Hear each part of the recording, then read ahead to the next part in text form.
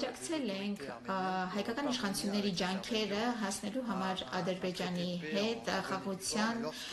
պատշաճ համաձայնագրի եւ երբ երկու կողմից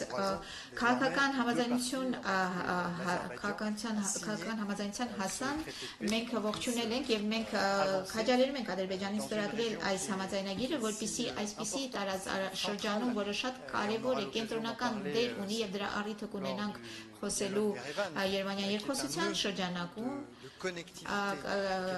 հաղորդակցության կապակցության հանգույց է շատ կարևոր Եվրոպայի համար, շատ կարևոր է, որ այդ համաձայնագիրը ստորագրվի։ Մի քանի շաբաթ առաջ նորից լարվածություններ ի հայտ եկան, մենք զսպվածության կոչ